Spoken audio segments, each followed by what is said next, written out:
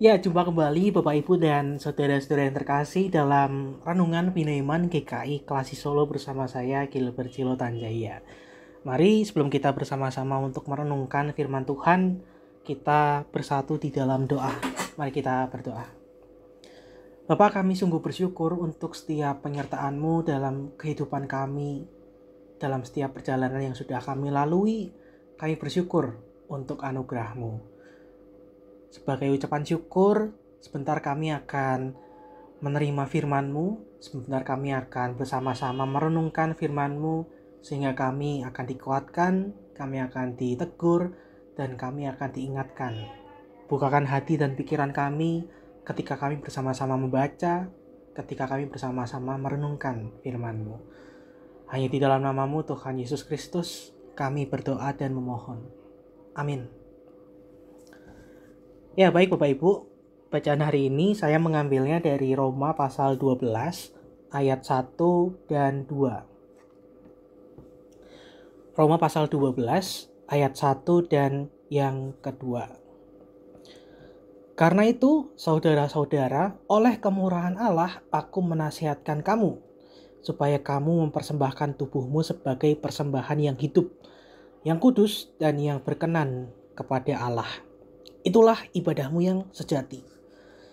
Janganlah menjadi serupa dengan dunia ini, tetapi berubahlah oleh pembaharuan budimu, sehingga kamu dapat membedakan mana kehendak Allah, apa yang baik, yang berkenan kepadanya dan sempurna. Demikianlah firman Tuhan. Nah, Bapak Ibu dan saudara-saudara yang terkasih, saat ini kita akan merenungkan tentang ibadah yang sejati yang diungkapkan oleh Paulus kepada jemaat yang ada di Roma pada waktu itu. Sebelumnya kita ingin melihat apa sih ibadah itu. Kita mulainya dengan liturgi. Dalam peribadahan, bagi kita yang bertugas sebagai pelayan ataupun kita yang menjadi jemaat, tentu kita tahu apa itu liturgi. Kalau kita melihat dari bahasa aslinya dalam bahasa Yunani, liturgi itu berarti liturgia.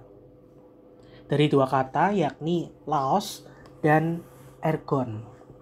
Kalau laos itu artinya rakyat dan ergon itu artinya pekerjaan. Jadi zaman dahulu melihat liturgi itu sebagai pekerjaan publik, di mana pekerjaan yang dilakukan oleh rakyat secara bersama-sama baktinya kepada negara.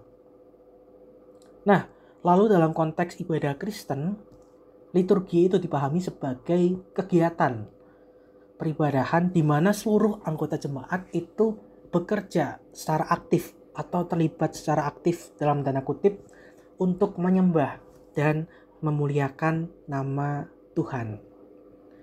Nah, dari pengertian ini kita bisa menyimpulkan kalau liturgi adalah ibadah itu sendiri. Liturgi bukan hanya tentang tatanan, urutan peribadahan, tapi liturgi adalah ibadah itu sendiri. Nah, saya rasa setiap ibadah Kristen itu harus bersifat liturgis, apapun denominasinya. Mau itu GKI, mau itu GKJ, mau itu GPIB, HKBP, GBI, JPCC, dan lain sebagainya. Itu bersifat liturgis.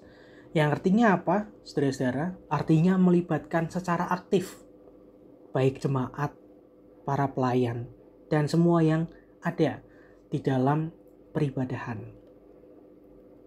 Nah, tapi tak jarang mengatakan orang-orang melihat kalau dalam peribadahan jemaat itu hanya sebagai penonton. Sama halnya ketika bermain teater atau konser, jemaat adalah penontonnya. Lalu pemain atau aktornya itu adalah para pelayan, pendeta yang berkhotbah, pemandu nyanyian, liturgos, doa pengakuan dosa, dan lain sebagainya. Dan yang menjadi sutradaranya adalah Tuhan. Nah, konsep berpikir ini salah. Melihat jemaat sebagai penonton itu bukan peribadahan yang sejati. Salah satu filsuf bernama Kierkegaard mengatakan kalau diibaratkan sebagai teater peribadahan, jemaat itu adalah pemain, aktornya yang bermain dalam teater. Sutradaranya adalah orang-orang yang membuat liturgi yang membuat peribadahan, tata ibadah, sehingga jemaat juga terlibat aktif dalam peribadahan. Tidak hanya para pelayan, tapi juga jemaat juga bisa aktif. Dan yang menonton siapa? Yang menonton adalah Tuhan. Jadi bukan jemaat yang menonton, tapi Tuhan yang menjadi penonton dalam peribadahan yang kita lakukan. Maka kita bisa mengatakan kalau inilah yang merupakan ibadah yang sejati atau ibadah yang hidup, ketika setiap orang mempersembahkan dirinya yang kudus dan yang berkenan di hadapan Allah. Jadi kalau kita datang beribadah, kita juga perlu yang namanya persiapan, karena kita juga terlibat aktif, baik itu jemaat ataupun para pelayan, pemandu nyanyian, liturgos, soundman, dan lain sebagainya. Supaya apa, saudara-saudara? Supaya kita itu bisa fokus dan berkonsentrasi di dalam peribadahan. Misalnya, kalau kita datang beribadah sebagai jemaat, tapi kita datang dengan membawa pergumulan, permasalahan, karena kita bertengkar dengan keluarga kita atau kita bertengkar dengan anggota jemaat yang ada di gereja, mungkin kita datang dengan membawa amarah. Hati kita panas, overheat, karena kita memikirkan masalah yang kita punya. Kita menjadi dipenuhi rasa jengkel, kita menjadi marah, sehingga kita tidak fokus, berkonsentrasi dalam peribadahan. Lalu tiba-tiba ada yang salah nih dari PPT. Ada juga yang salah dari soundman-nya. Misalnya PowerPoint-nya typo. Wah, ini kok kalimat di lagu ini kok nggak sama. Wah, ini kok kalimatnya berbeda. Ini kok kata-katanya seperti itu. Kita berkonsentrasinya kepada hal-hal yang salah, dan itu membuat kita jengkel, sehingga konsen kita buyar. Atau mungkin kita melihat soundman yang juga salah melakukan sesuatu. Wah, ini suaranya kekecilan teh. Ini suaranya terlalu besar. Ini mic saya kok nggak nyala ya.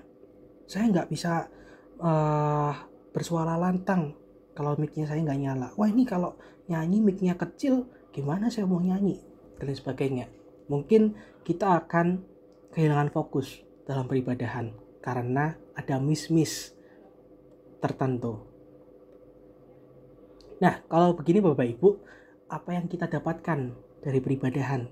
Kalau kita datang dengan membawa masalah dalam hati kita dan kita tidak bisa konsen, saya rasa nggak ada. Kita nggak bisa mendapatkan apa-apa. Atau malahan kita mendapatkan marah-marah selama peribadahan. Konsentrasi kita terpecah. Padahal tujuan ibadah Kristen itu adalah penyatuan Allah dengan kita. Lewat ibadah, kita menjadi sehati dan sepikir dengan Allah. Sehingga kita tahu dan sadar apa sih kehendak Allah dalam diri kita masing-masing. Kita mengalami perjumpaan dengan Allah. Itu yang namanya ibadah yang sejati. Ketika setiap orang mengalami perjumpaan dan setiap orang berpartisipasi aktif dan bukan pasif. Menjadi jemaat bukan berarti kita hanya nonton saja. Menjadi jemaat, kita juga ikut aktif. Dalam hal apa? Dalam hal bernyanyi. Kita menyanyi, dalam hal kita menaikkan doa syafaat, dalam hal kita menaikkan pengakuan iman rasuli, dan lain sebagainya. Menaikkan doa pengakuan dosa, itu merupakan salah satu keterlibatan aktif kita sebagai jemaat dalam peribadahan. Terkadang, sebagai seorang Kristen, kita mempunyai pemikiran yang salah. Kita beribadah untuk mendapatkan sesuatu. Wah, aku mau ibadah di GKI ini aja deh. Khotbahnya bagus, lucu, keren, pendetanya. Aku mau ke ibadah GKI gereja ini aja deh. Pemusiknya bagus, keren. Pemusiknya mainnya keren, suaranya, pemandu nyanyiannya bagus. Kalau Bapak Ibu datang beribadah untuk mendapatkan sesuatu, entah itu untuk mencari pendeta yang lucu, mending Bapak Ibu datang ke stand up komedian sekalian karena lucu. Bapak Ibu bisa tertawa.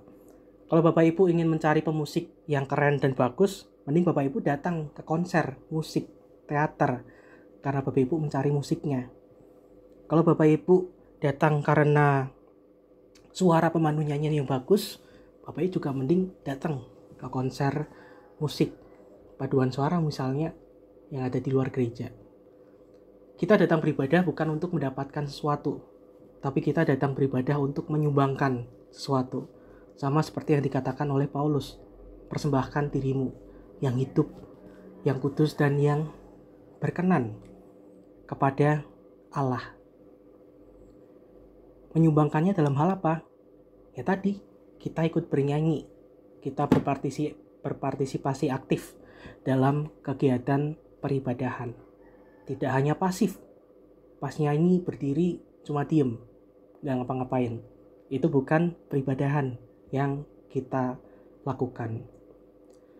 Pada dasarnya kita bisa berjumpa dengan Tuhan itu tidak hanya terbatas dalam gedung gereja saja. Tapi meskipun demikian, kita bisa lebih berkonsentrasi ketika kita datang ke gereja untuk merasakan hadirat Tuhan. Sama halnya kalau berumpama tentang kertas yang disinari oleh cahaya di lapangan, cahaya matahari.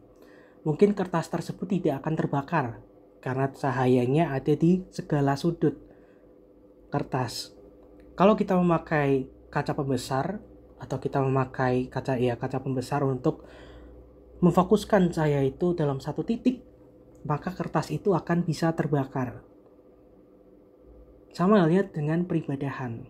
Mungkin kita bisa menemukan Allah di luar peribadahan, tapi kita bisa lebih fokus dan konsen dalam beribadah untuk merasakan kehadiran Tuhan.